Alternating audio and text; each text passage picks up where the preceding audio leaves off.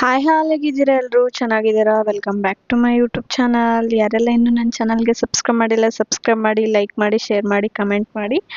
ವರಮಹಾಲಕ್ಷ್ಮಿದು video upload ಮಾಡ್ತಾ ಇದ್ದೀನಿ ತುಂಬ ದಿನ ಆದಮೇಲೆ. ಸ್ವಲ್ಪ ಪರ್ಸ್ನಲ್ ಕೆಲಸ ಇರೋದ್ರಿಂದ ವಿಡಿಯೋ ಮಾಡೋಕ್ಕಾಗಿರಲಿಲ್ಲ. ಅವತ್ತಿನ ದಿನ ಎಲ್ಲ ಸಾಮಾನು ತೊಗೊಳ್ಲಿಕ್ಕೆ ಹೋದ ದಿನ ಮಳೆ ತುಂಬ ಬರ್ತಾ ಇತ್ತು, ಹಾಗಾಗಿ ವಿಡಿಯೋ ಏನು ಮಾಡ್ಕೊಳ್ಳಿಕ್ಕೆ ಆಗಲಿಲ್ಲ. ಇದು ಅವತ್ತು 12 ಗಂಟೆಲಿಂದ ನಾವು ಏನು ಪ್ರಿಪ್ರೇಷನ್ ಸ್ಟಾರ್ಟ್ ಮಾಡ್ಕೊಂಡಿದ್ದು ವಿಡಿಯೋ ನೋಡಿ. ಈ ಥರ ನಾವು ಪತ್ರೋಳಿಲಿಂದ ಹಿಂದ್ಗಡೆ ಥರ್ಮಾಕೋಲ್ ಯೂಸ್ ಮಾಡಿ ಈ ಥರ ಡೆಕೋರೇಷನ್ ಮಾಡ್ಕೊಂಡಿದ್ದೀವಿ. ಸುಮ್ಮನೆ ಶಾರ್ಟ್ ಆಗಿ ತೋರಿಸ್ತಾ ಇದ್ದೀನಿ, ಜಾಸ್ತಿ ಏನು ತೋರಿಸ್ತಾ ಇಲ್ಲ. ಆ್ಯಂಡ್ ಕ್ವಿಕ್ ಆಗಿರೋ ಒಂದು ವಿಡಿಯೋ ಇದು. ಸ್ಯಾರಿನ ಕೂಡ ನಾನು ವರಮಹಾಲಕ್ಷ್ಮಿ ಹಬ್ಬದ ದಿನ ಯಾವ ಥರ ಉಡ್ಸಿದ್ದೀನಿ ಅಂತಲೂ ತೋರಿಸ್ತಾ ಇದ್ದೀನಿ. ಬ್ಯಾಕ್ಗ್ರೌಂಡ್ ಡೆಕೋರೇಷನ್ ನೋಡಿ. ಆಮೇಲೆ ಇದಕ್ಕೆ ಒಂದು ಸ್ವಲ್ಪ ವೀಳ್ಯದೆಲೆ ರೋಸ್ನ ಇಟ್ಕೊಂಡು ಪಿನ್ ಮಾಡ್ಕೊತೀನಿ. ನೆಕ್ಸ್ಟ್ ಇಲ್ಲಿ ನಾನು ವರಮಹಾಲಕ್ಷ್ಮಿ ಹಬ್ಬಕ್ಕೆ ಸೀರೆನ ನಾನು ಉಡಿಸ್ತಾ ಇದ್ದೀನಿ ನೋಡಿ. ಕಳಶಕ್ಕೆ ಸೀರೆ ಉಡಿಸ್ತಾ ಇದ್ದೀನಿ. ಯಾವ ಥರ ಉಡಿಸ್ಬೇಕಂತೇಳಿ ನಿಮಗೆ ಶೇರ್ ಮಾಡ್ಕೊಂಡ್ರಾಯ್ತು. ನಾನು ಯಾವ ಥರ ವರಮಹಾಲಕ್ಷ್ಮಿಗೆ ಸೀರೆ ಉಡಿಸ್ತೀನಿ ಅಂತೇಳಿ ವಿಡಿಯೋ ಮಾಡಿಕೊಂಡು ನಾನು ಅಪ್ಲೋಡ್ ಮಾಡ್ತಾ ಇದ್ದೀನಿ. ಈ ವಿಡಿಯೋದಲ್ಲಿ ಬರೀ ವರಮಹಾಲಕ್ಷ್ಮಿ ಹಬ್ಬಕ್ಕೆ ಯಾವ ಥರ ಅಲಂಕಾರ ಮಾಡ್ತೀನಿ ಅನ್ನೋದು ಮಾತ್ರ ನಾನು ತೋರಿಸಿದ್ದೀನಿ. ಜಾಸ್ತಿ ಏನು ವಿಡಿಯೋ ಇಲ್ಲ, ಬಟ್ ತುಂಬ ಇನ್ಫಾರ್ಮೇಷನ್ ಇದೆ, ಎಲ್ಲ ಸ್ಕಿಪ್ ಮಾಡಿದೆ ನೋಡಿ. ನಾನು ಈ ಥರ ಮೊದಲಿಗೆ ಸೀರೆ ಪಿಲ್ಲು ಅಂದರೆ ಸರ್ಗಿನ ಪಿಲ್ಲೋನ ಮಾಡ್ಕೊಂಡು ಬಿಟ್ಕೊತೀನಿ ನೀಟಾಗಿ.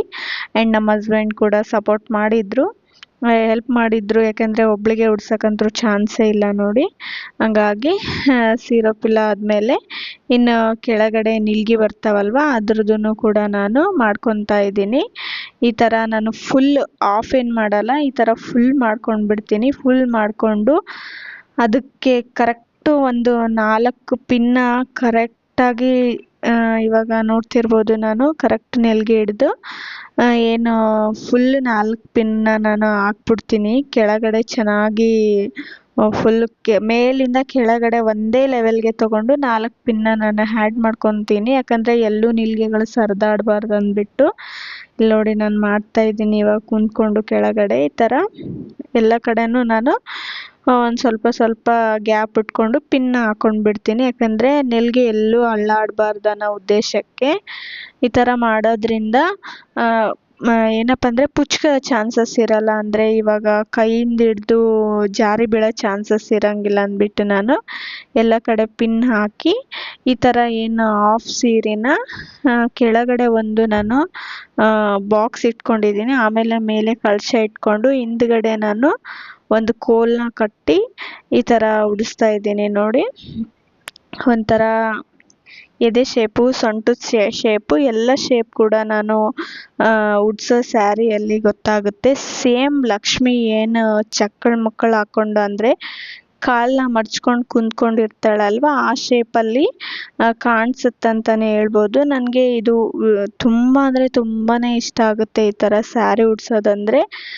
ಇವಾಗ ನಮ್ಮ ಮನೇಲಿ ನಾವು ಲಕ್ಷ್ಮಿನ ಕೂಡಿಸಿದಾಗ ಲಕ್ಷ್ಮಿ ಒಂದು ಕುಂತ್ಕೊಂಡಿರೋ ಥರ ಕಾಣಿಸ್ಬೇಕನ್ನೋದು ನನ್ನ ಒಂದು ಅಭಿಪ್ರಾಯ. ಉಡಿಸ್ತೀವಿ, ಟೈಮ್ ಆದರೂ ಪರವಾಗಿಲ್ಲ, ನೀಟಾಗಿ ಉಡಿಸ್ಬೇಕಂದ್ಬಿಟ್ಟು ನಾನು ಈ ಥರ ಉಡಿಸ್ತೀನಿ ನೋಡಿ. ನೆಕ್ಸ್ಟ್ ಡಾಬಾ ಹಾಕ್ತಾ ಇದ್ದೀನಿ. ಇಲ್ಲಿ ಸೊಂಟದ ಪಟ್ಟಿ ಈ ಥರ ಸೊಂಟಕ್ಕೆ ಬರೋ ಥರ ನಾನು ಈ ಥರ ಡಾಬಾ ಹಾಕ್ತಾ ಇದ್ದೀನಿ. ನೋಡ್ತಿರ್ಬೋದು ಯಾವ ಥರ ಶೇಪಲ್ಲಿ ಬಂದಿದೆ ಅಂತೇಳ್ಬಿಟ್ಟು. ತುಂಬ ಅಂದರೆ ತುಂಬಾ ಚೆನ್ನಾಗಿ ಕಾಣಿಸ್ತಾ ಇದೆ. ನೆಕ್ಸ್ಟ್ ಇಲ್ಲಿ ನಾನು ಈ ಥರ ಸ್ವಲ್ಪ ಟಿಶ್ಯೂ ಪೇಪರ್ ಆಗಿರ್ಬೋದು, ನ್ಯೂಸ್ ಪೇಪರ್ನ ಆಗಿರ್ಬೋದು, ಈ ಥರ ಸುತ್ತಿ ಸೀರೆ ಕೆಳಗಡೆ ಇಟ್ಟರೆ ಮೊಣ್ಕಾಲು ಏನು ಲಕ್ಷ್ಮಿ ಮೊಣ್ಕಾಲು ಕುಂತ್ಕೊಂಡಿರ್ತಾಳಲ್ವ ಆ ಶೇಪಲ್ಲಿ ಕಾಣಿಸುತ್ತೆ. ನೀವು ಕೂಡ ಒಂದ್ಸಲ ಟ್ರೈ ಮಾಡಿ ನೋಡಿ. ಸೀರೆ ಉಡ್ಸೋದು ಕಂಪ್ಲೀಟ್ ಆಯಿತು. ಇನ್ನು ಏನು ಬೆಳ್ಳಿ ಮೂರ್ತಿ ಇದೆಯಲ್ವ ಅದಕ್ಕೆ ನಾನು ಅಲಂಕಾರ ಮಾಡ್ತಾ ಇದ್ದೀನಿ.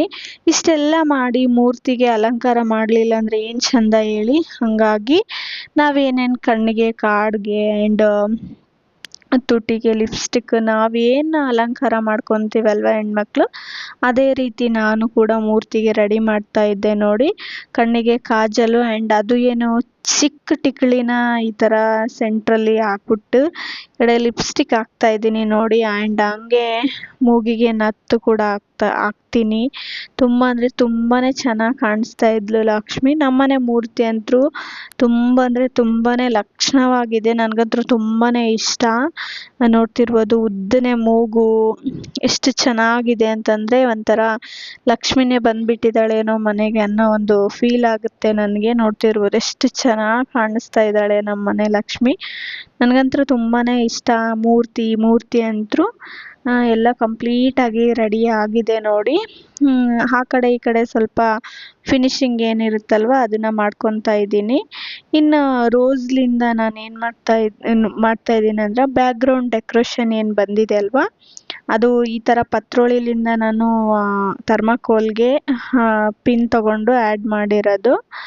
ಲಾಸ್ಟ್ ಮೂಮೆಂಟಲ್ಲಿ ಅದಕ್ಕೆ ರೋಸಿಂದ ನಾನು ಅಲ್ಲೊಂದು ಇಲ್ಲೊಂದು ಹಚ್ಚಿ ಪಿಲ್ ಮಾಡ್ತಾ ಇದ್ದೀನಿ.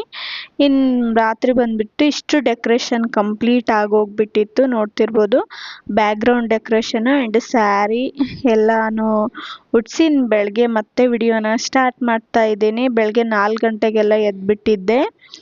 ಇನ್ನು ಬ್ಯಾಕ್ಗ್ರೌಂಡ್ ಡೆಕೋರೇಷನ್ನ ನೀವು ಅಬ್ಸರ್ವ್ ಮಾಡ್ತಿರ್ಬೋದು. ನಾವು ವೀಳ್ಯದೆಲೆ ಮತ್ತು ರೋಸ್ನ ಇಟ್ಟು ಪಿನ್ ಮಾಡಿ ಇಟ್ಟಿದ್ದೆ ಅದನ್ನು. ಹಂಗಾಗಿ ಸ್ವಲ್ಪ ಎಕ್ಸ್ಟ್ರಾ ಲುಕ್ಕಾಗಿ ಕಾಣಿಸ್ತಾ ಇದೆ. ಇನ್ನು ಇಲ್ಲಿ ಹೂವನ್ನ ಎಲ್ಲನೂ ದೇವ್ರಿಗೆ ಬೆಳಗ್ಗೆನೇ ಏರಿಸ್ಬಿಡ್ತಾ ಇದ್ದೀನಿ ನಾನು.